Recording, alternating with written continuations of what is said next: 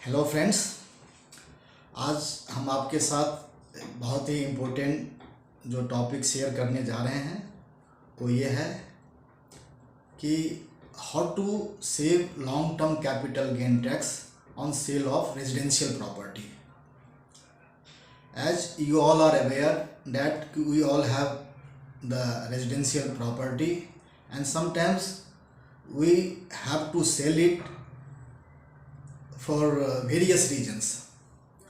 Then if there is any capital gain accruing on that transactions, then how much tax we have to pay.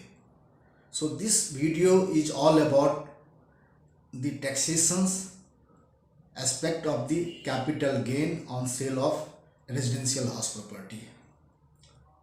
तो दोस्तों, आज का जो ये video है, हम इसमें जो रेजिडेंशियल प्रॉपर्टी को जब आप सेल करते हैं और सेल करने के बाद जो भी आपको प्रॉफिट या लॉस होता है तो उस पर किस तरह से हमें इनकम टैक्स पे करना पड़ता है और इनकम टैक्स ना पे करने के लिए हम उसमें जो एग्जम्पशंस हैं उसको कैसे बेनिफिट ले सकते हैं, ये सारी एस्पेक्ट को हम आपको बताने जा रहे हैं।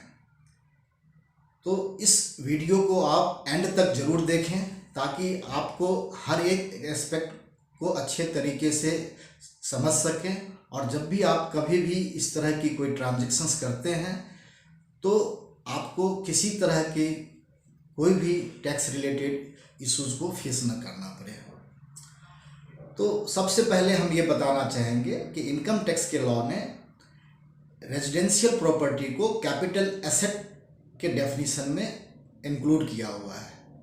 इसका मतलब ये है कि जब भी आप रेजिडेंशियल हाउस प्रॉपर्टी को सेल करेंगे तो उससे जो भी आपका प्रॉफिट और लॉस होगा तो उसको हम या तो कैपिटल गेन बोलेंगे अगर ये प्रॉफिट का केस है, और अगर लॉस होता है तो कैपिटल लॉस को हम बोलेंगे।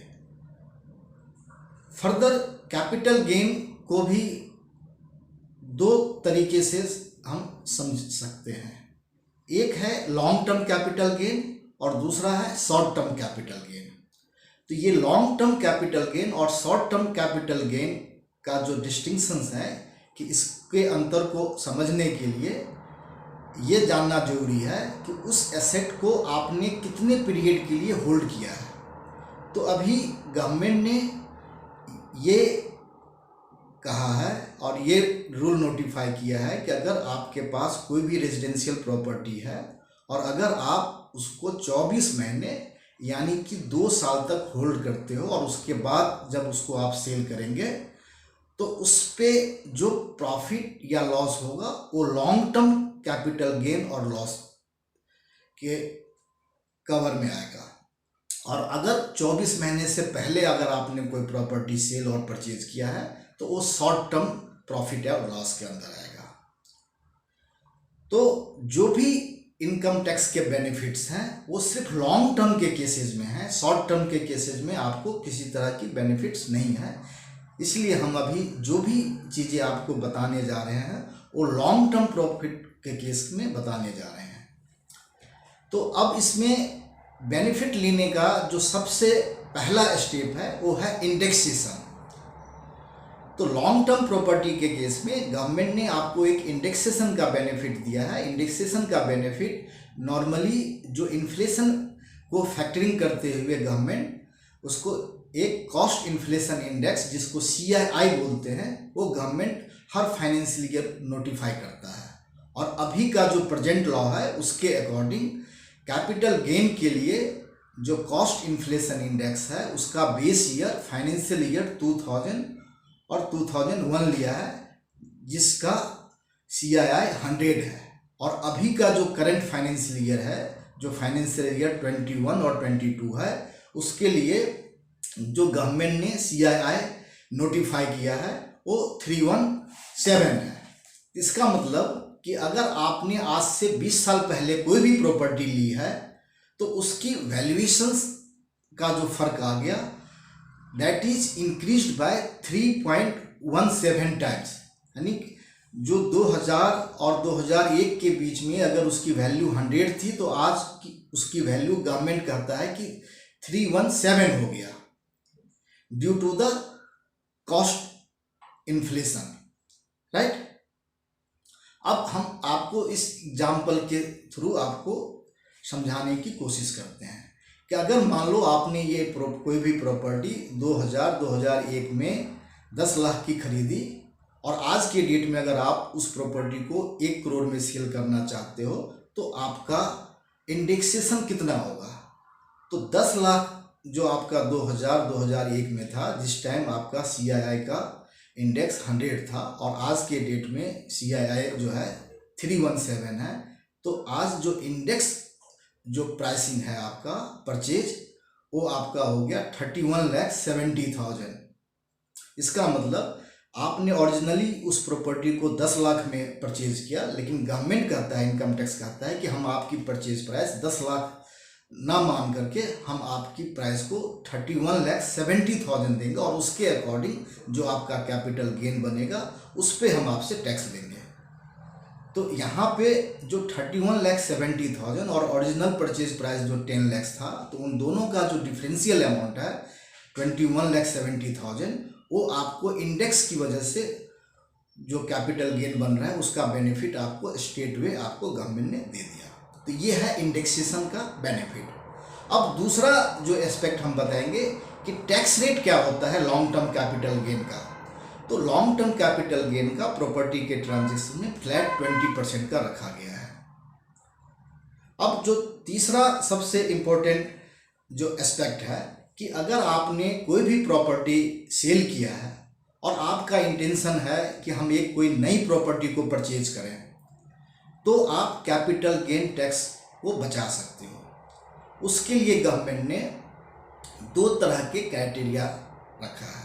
पहला क्राइटेरिया है कि अगर आपको किसी भी प्रॉपर्टी को सेल करने से जो लॉन्ग टर्म कैपिटल गेन बनेगा, अगर उतना ही अमाउंट आप किसी नई प्रॉपर्टी के परचेज में आप इन्वेस्ट कर देते हैं, तो आपको किसी भी तरह का कोई कैपिटल गेन टैक्स नहीं लगेगा। लेकिन अब यहाँ पे गवर्नमेंट ने एक टाइमलाइन भी सेट किया है। टाइमलाइन वो ये सेट किया है कि जब भी आप अपनी कोई प्रॉपर्टी सेल करके नई प्रॉपर्टी लेते हैं तो नई प्रॉपर्टी कब तक खरीदें।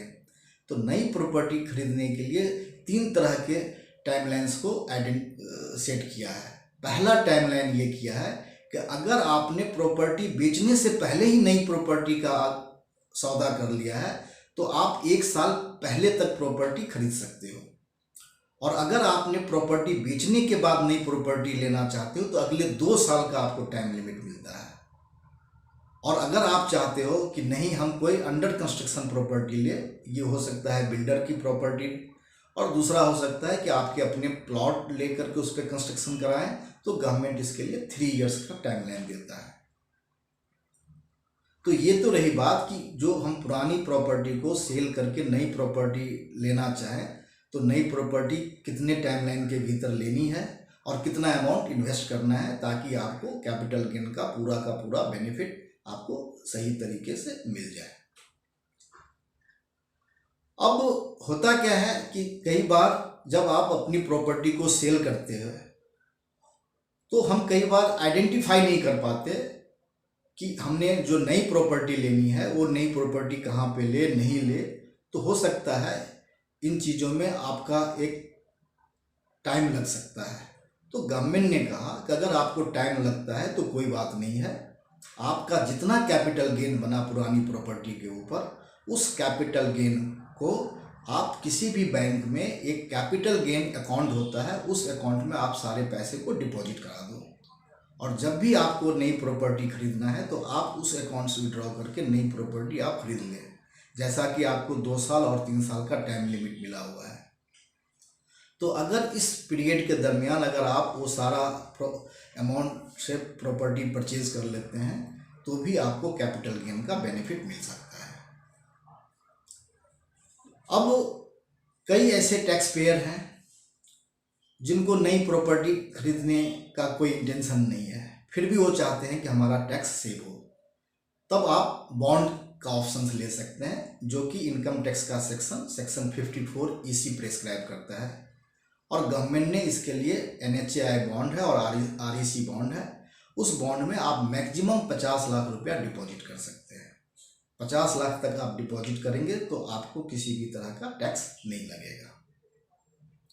और सबसे लास्ट में जो हम आपको बताने जा रहे हैं कि अगर आपको जो कैपिटल गेन बना, अगर कैपिटल गेन मैक्सिमम 2 करोड़ तक आपका होता है, तो आपके पास गवर्नमेंट ने एक ऑप्शन और भी दिया है कि आप उस कैपिटल गेन से 2 प्रॉपर्टी में इन्वेस्ट कर सकते हैं और 2 डिफरेंट सिटीज में भी आप ले सकते हैं। लेकिन ये जो ऑप्शन है ये वंस इन लाइफ टाइम है। अगर आपने एक बार ये ऑप्शन एक्सरसाइज कर लिया तो आगे इस ऑप्शन को एक्सरसाइज नहीं कर पाएंगे। तो ये सारी बातें जो रही आपका लॉन्ग टर्म से रिलेटेड जितने भी एस्पेक्ट हैं, उस सारे एस्पेक्ट्स को हमने इन चीज़ों में बता दिया। और लास्ट में हम आपको ये बताना चाहेंगे, अगर मान लो बाय द वे अगर आपको किसी प्रॉपर्टी ट्रांजेक्शन्स में लॉस हो जाता है, लॉन्ग टर्म लॉस होता है, तो क्या करेंगे? तो लॉन्ग टर्म लॉस का भी अगर आप बेनिफिट लेना चाहते हैं तो आप समय से रिटर्न फाइल करेंगे तो आप इसको अगले 8 साल तक कैरी फॉरवर्ड कर सकते हैं। या मान लो आपका पीछे से कोई लॉन्ग टर्म लॉस है और इस साल में आपका लॉन्ग टर्म प्रॉफिट हो रहा है, तो आप लॉस को और प्रॉफिट को सेट ऑफ करके जो नेट प्रॉफिट पार्ट है उसी पे आपको टैक्स देना पड़ेगा, जो कि फ्लैट 20% बनेगा। और जहाँ तक शॉर्ट टर्म की बात है तो उसका टैक्स रेट हमारे इंडिविजुअल के स्लैब रेट से डिपेंड करता है कि अगर कोई इंडिविजुअल या कोई टैक्स पेयर अगर 30% के ब्रैकेट में है तो आप 30% टैक्स देंगे, 20% है तो 20% में देंगे, 5% में है तो 5% में देंगे। It all depends on your tax slab rates. तो इसलिए इसके बारे में ज़्यादा बताने की ज़रूरत नहीं है। इसलिए जब भी आप अपनी ITR फाइल करें तो आप लॉन्ग टर्म से रिलेटेड जो भी कैलकुलेशंस हैं इसको ITR में ज़रूर उसको डिस्क्लोज करें। कई बार हमारे टैक्स पेयर एक छोटी सी मिस्टेक करते हैं कि हमने तो लॉन्ग टर्म कैपिटल गेन हुआ और हमने उतनी ही की एक नई प्रॉपर्टी ले ली तो हमें तो टैक्स बनता नहीं है, तो उसने अपनी रिटर्न में इस ट्रांजेक्शन्स को डिस्क्लोज नहीं करते हैं। तो ऐसे टैक्स पेयर को इनकम टैक्स से जब नोटिस आता है तो फिर इनको पेनल्टी भी भरनी पड़ती है और थोड़ी बहुत भागदौड़ भी करनी पड़ती है इन सारी रिस्पॉन्स को देने के लिए। तो आप इस तरह की गलती बिल्कुल नहीं करें और आप सही से अपनी कैपिटल गेन को डिस्क्लोज करें ITR में, और जो भी लेजिटिमेट आप टैक्स सेविंग कर सकते हैं वो टैक्स सेविंग कर लें। और फिर भी अगर आपको किसी भी तरह का कोई इशूज आए तो आप हमारे कमेंट बॉक्स में आकर के उसको आप शेयर कर सकते हैं, आपको उसका प्रॉपर रिस्पांस मिलेगा। और आपको अगर ये वीडियो अच्छा लगे तो आप ज़रूर इसको सब्सक्राइब करें, लाइक करें और अपने फ्रेंड्स और सर्कल में इसको ज़रूर शेयर करें। Thank you very much. और आगे हम फिर आपको किसी एक नए टॉपिक पे नई वीडियो शेयर करेंगे। Thank you.